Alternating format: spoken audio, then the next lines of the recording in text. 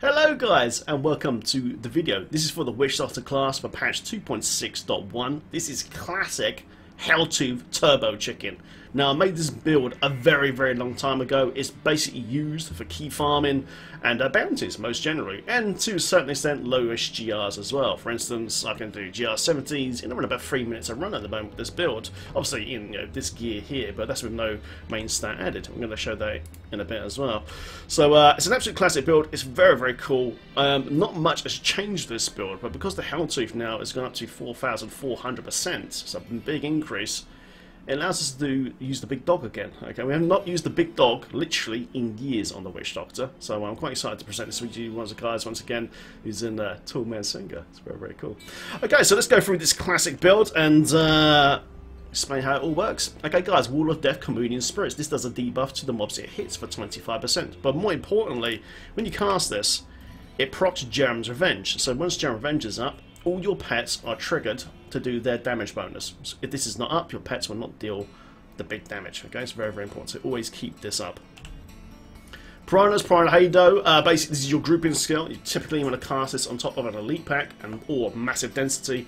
Cast your Gargantuans inside that density and watch everything just die instantly. It's very sweet. To look at the Gargantuans, Home Mongol Guide is the best ring you want to do. The Ric Flair! The Ric Flair of the Witch Doctor pet class, man. Just as constant cleaving, go woo! You know what I mean? It just keeps on cleaving and creates loads of area damage, does tons of DPS, and it will destroy everything in its path. Spirit Walk Jaunt guys typically use this as you approach an elite pack, so you come out your chicken form, which we'll go over in a minute, and you would cast this, then cast your Garg, your Piranha, your Wall of Death, and watch everything just explode. And all the time while that's happening, you're indestructible for 3 seconds. It's a very sweet skill. Hex Angry Chicken. This is your movement skill, okay? Because we are using the we call this the button knife in the community, man, but the button knife and the chicken, the Manager's Carving Knife set, this lasts for 15 seconds. So when you cast your Angry Chicken, you're in this for 15 seconds, okay? So it times perfectly with your Wall of Death. And as you see, you can move extremely fast. While you're in this form, you can pass through every mob in the game. You can just walk straight through them, and also doors. You'll break barrels and stuff like that. So it's very cool. But remember, you can't cast those skills until you come out that chicken form. So make sure you recast one of your skills to come back out of it again. I tend just to have Hex on my mouse free. I get my little roll wheel there, so I just go click, come out the thing, hit Spirit Ward, do my rotation. It's very sweet. It does do a little bit of damage, but it's not there for damage. It's just there for speed. Awesome. Summon zombie dogs, burning dogs. Yes, guys, we're actually using Tall Man's Finger. After like literally years. It's a trash ring. It is a trash ring. You can't use it in GR, but for Torment 13 you now can actually use it, and it makes you clear bounties and key farms super quick.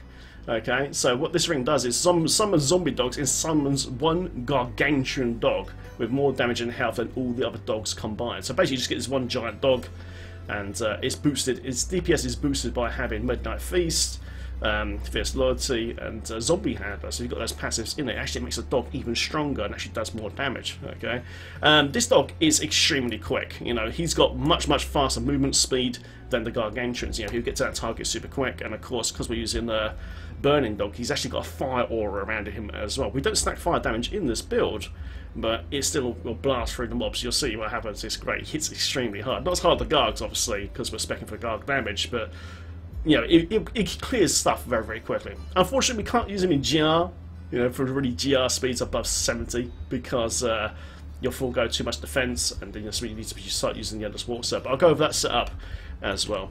So cool to use the TMF. It's just shame the ring didn't get buffed on this patch cycle. Come on, Blizz. Come on, man. Give us triple big dogs. Make it happen. Okay, guys, for passives then, Pierce the Veil for the 20% additive damage. You want to use Pierce the Veil because that damage range works everywhere, okay? If you use Confidence Ritual, you're limited to 20 yards, okay? Which is the strong damage bonus, you know what I mean? It's stronger because it's a multiplication bonus, but use a Pierce the Veil, Pierce the Veil. As you're running past mobs and all that, all your pets can be supercharged, no matter what range they are, and you know, destroy everything around them. So it's very important. Grave Injustice guys for cooldown reduction. So while you're really in a massive trash pack, you're going to get loads and loads of cooldown reduction. That way you can cycle your Spirit Walk and of course your Piranha. Okay, so that way you're always grouping stuff up and make yourself indestructible. It's very important. Fierce Loyalty. This will give us lots of extra movement speed as well. 30% while we're out of combat and 50% while we're in combat. Additionally, you have an additional zombie dog summoned at one time. Because we're using Swordman's Finger, it actually increases the DPS of the big dog even further, okay, which is nice. So it's just an extra thing there. It's nice. Spirit Vessel, guys, for self-res, just in case. You know, you don't want to die, do you? But you don't have to use this. If you want to, you could use Gruesome Feast or even Controversial on top, or Swampland Achievement, some more defense. It's completely up to you. And of course, guys, the last passive, which is Midnight Feast, which is on the Hellfire Amulet. Okay, Midnight Feast increases the damage of your Gargantuans and zombie dogs by 50%. Okay, so it's super important that you have Midnight Feast in the build somewhere when you're passive or on the amulet. Excellent. Okay, guys, what is in the cube? Okay. Traditionally, in this build, you'll normally use a furnace for the extra leap damage. Now, you might want to use this in the early stages of, say, a new season where you're quite weak. But once you get to a certain power point, you don't have to use the furnace anymore. I highly suggest you use the Thing of the Deep. It gives you 20% pickup radius, which is huge. So when you're speed farming through on tournaments and stuff, you're picking up all the progress globes super quick, all the gold and things like that super fast. And it just works really well. But like I said, you can change that to furnace. Another option which is quite nice actually is from the cages here, from Cagely, guys, Envious Blade. Gain 100% critical hit chance against enemies at full health. So as soon as your guard gets, or your dog gets near a target, let's go whack, 100% crit rate, bang, they instant die. So you can use this as well. It's pretty sweet. But I've done a lot of testing. Overall, Finger Deep for speed, man, is your best bet. Okay, those that don't know, Mask of Jaram got changed in the new patch. It now does 200% damage. It's done to Jay Wilson and doubled it. Yes, it now does 200%, and it makes you hit pets hit super hard. And last but not least, guys, is Royal Ring of Grandeur to make it 6. Make sure that we have 6-piece bonus. Lovely. Okay, let's go through the gear. As usual, guys, in the description of this video, there will be a guide to Diablo fans. We'll give you all the optimal rolls for all the gear that is shown here. If the guide's not there straight away, don't worry. It will be there very soon. Just check back, because Diablo fans' database is not updated just yet. So just check back, and the guide will be there in the future. Fantastic. Okay, guys, so let's go through the gear. You want to use Mandra's Carving Knife, main hand and offhand. This basically makes it so you get 15 seconds of chicken time. Without this, the build does not work. Okay, it's very important. Make sure you've got an emerald in there as well. 4 pieces of Helltooth, guys. Boots, legs, chest, helm, and shoulders. You can wear a germ or put taskers in the cube. You can do vice versa. It's completely up to you. Task and Fears gives you up to 50% increased damage, attack speed to your pets.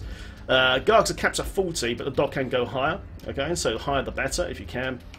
I can't believe I've got this ring and I can't get to keep it. This is PTR, so I can't get to keep this Prime Wage and Shortman's. It's so annoying. But anyway, guys, Prime Wage and Shortman's ring now, it goes up to 650%. The old legacy rings are only 200%.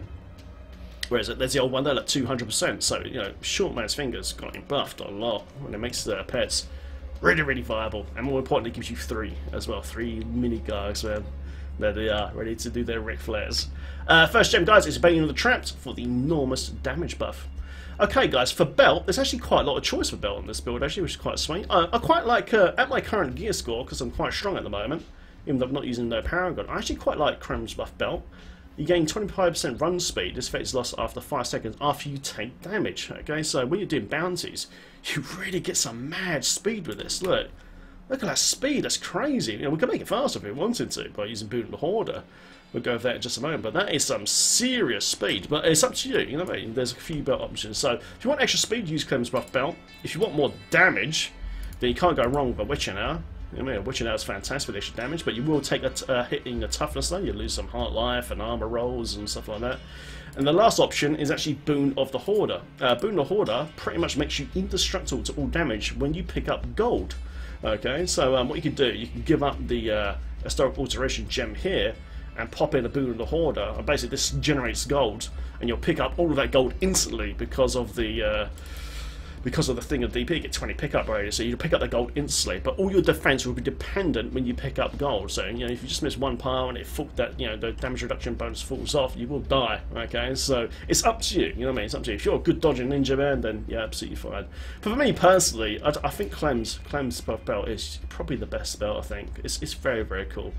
It's very nice. Okay guys, so our second rank course is the Tall Man's Finger, like I said earlier.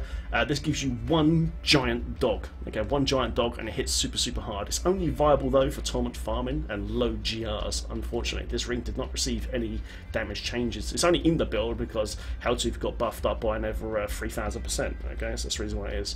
And of course guys, we're using Force of Gem to make the pets hit a lot harder and be indestructible to all damage. Last jewelry is, of course, is the Hellfire Amulet, which is given us that last passive, Midnight Feast, for that 50% extra damage bonus to Gargs and the dogs. And we're using Historic Alteration. This is your defense gem, basically, to keep yourself alive. If you're very good at dodging loads of really bad damage and stuff, you can opt for a Stone of Vengeance instead. Now, in the last patch before, the Stone of Vengeance now works correctly with pets. The damage is now calculated now from your Witch Doctor to the target, not from the pet to the target. So if you're running away and your pets are over here hitting stuff and you're far away from that mob, this is going to make your pets hit super hard. Super hard. 60% damage increase at 102. That's a lot of damage, like a hell of a lot of damage. So if you're very good at dodging really nasty effects, you can and change that gem over to a Stone of Vengeance, man. You will really trash it, really trash it. It's cool. Lovely, so that's gem effects there, guys. Okay, I think we've done everything already. I think it's time to go and show this in action on Tournament 13, and then we'll quickly go over the setup for the GR setup as well, for low beat GRs and stuff like that as well. Alright, let's go then. Let's go do a 13, and we'll quickly go over some tactics of the build and stuff. But it's very simple to play. Right, first of all, guys, get all your pets up. Okay, make sure you got your dog up and your Gargs. Cast Wall of Death. Cast your chicken. And just look for elite packs, basically. We're just looking for elite packs. As we're running past, most of the Gargs will just one-shot pretty much everything. Not always, it depends on your gear saw. Forgot to mention the Nemesis Bracelet. This summons elite packs when you click on shrines, so I'm going to do that now. There we go. Prime the Nado, drag them in, dead. And of course now we've got that mad pickup radius. As you can see, we've picked up all those progress globes super quick. Unfortunately, we didn't get a great map here. Chest there, chest. It's very quick with clems. I need to come out here just briefly because I want to kill these dudes here. There we go. You see that big fire dog? Look, the big fire dog is in there, just shrekking. Look at him go. Look, bang! It is so cool to actually use Tall Man's Finger again, because that fire AOE proc from the dog is very nice, and he's quick. He's quick. He gets to that target super fast. Unfortunately, we got a really horrible map. There we go. Wow, just one shot. And currently we are not using no damage in Paragon, so at the moment I've got nothing amazing. We're using enough other stuff here, so we're assimilating under 800 Paragon right now.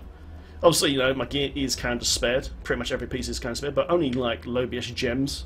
Stuff that is super easy obtainable, actually, in the current state of the meta game sort of thing. I'm actually missing a few ornaments. I've got about 3 or 4 not on, I think. We see it's very quick. It's a classic build. I've literally put thousands of hours in this build. Probably about 1,500 to 2,000 hours in this build, just speed farming for years in this build. And it's really nice to see about. Also, guys, in chicken mode, you can bust through all the little barrel stuff as well. If it's a breakable door, you can just bust straight through it, which is nice. Not the fastest run, unfortunately, because the map sucks, but here's what it is. There we go, let's pop through in now. Little cheeky pack. Spirit Walk. Prime the Nado, drag him in, dead. I love this build, man. There's another pack here. Nado again, dead. Pick up all that progress globe instantly because I think of the deep in the cube. Like I said earlier though, guys, you can change, you can put photos in the cube or Envious Blade, if you're not lazy about picking up your stuff off the floor. Like I am, man, I'm very lazy with it. There we go, let's keep going. Another cheeky pack here. Now we get a good map. There we go. I'm not picking up everything at the moment, obviously, because we're just zipping through sort of thing. But yeah, rotation's super easy, man. You're in chicken mode, you find a elite pack. You come out of chicken mode by pressing the key. At the moment I've got my mouse wheel bound. Make sure Wall of Death is always up. Let me just find a little elite pack there. There's one there. So what we do, Explode, Spirit Walk, Wall of Death, Nado, everything dies. If your Garg's in the wrong place over here fighting something, just recast your Gargs, because remember, Gargantuan can be cast anywhere you click on the screen. So if I click over here, boom, there they are. But bear in mind, 60-second timer. Okay, it's a 60-second timer. Alright, let's quickly go to the next map now. But yeah, if I use my paragons, I just blast through this. But I wanted to show this, you know, with no paragon, no main stat damage added anyway, because, you know. Alright, let's go. Oh, that's nice. Come here! There we go.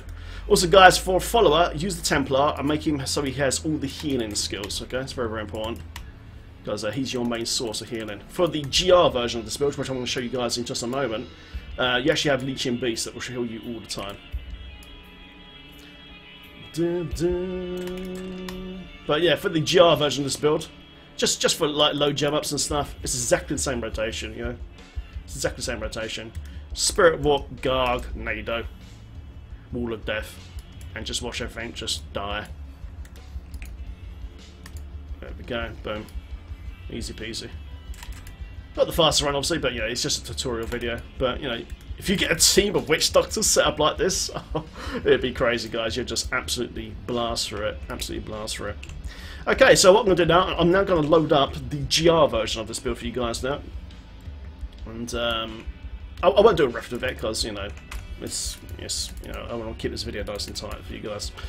Okay, so yeah, let's set up the GR version. So a few things will change now. Okay, we'll be equipping the Endless Walk set. We'll be getting rid of the Hellfire Amulet, and unfortunately the Torment's Finger Ring, because you can't use it for high GR. It just doesn't work, unfortunately. So there it goes, HC Speed GR. Boom. Okay, so we changed this over. So when you're in GR mode, obviously you need as much damage as possible. So now we're now wearing the Witcher now for the extra damage. Still using Historic Alteration for the defense, Trapped, and of course Compass Rose. Compass Rose, when you stand still, you gain 100% multiplication damage bonus, and while you're moving, which is really, really important for this build, you gain 50% damage reduction, okay? Then while you're on the move, your Leeching Beasts, which uses your life per hit, so from here and Paragon score, will heal you on the move. And the rotation of the build is exactly the same, okay? And the passives will be Pierce the Veil, Driving Justice, Midnight Feast, and Self-Res, okay? And in the cube is Furnace, because obviously, you know, you're in GR mode now, so you need as much damage as possible, especially against that stubborn elite pack. So Furnace, Jerem, and of course Roaring Grandeur. Remember, you don't have to put a Jerem in the cube, you can put Tarkus in and wear a decent Jerem, or vice versa. And there you go, guys, that is the end of the video, man. Once again, thank you very, very much for tuning in. If you enjoyed this video, give it a thumbs up. If not, give it a thumbs down. If you've got any comments of this video or somehow to make it better, feel free to comment, guys. We're always open to new builds and stuff like that here in the community of Diablo 3. Lovely. And there you go, guys. I'll see you in the next video. Have fun in Sanctuary. Take care. We'll see you soon. A massive thank you to all my Patreon supporters for supporting myself here on YouTube and Twitch to keep creating all this content. Thank you guys very, very much, man. And a big shout out to Grexy89, man, my Patreon Diamond God sub. Thank you very much, bro. Thank you very much, guys, for watching. See you in the next video. Take care.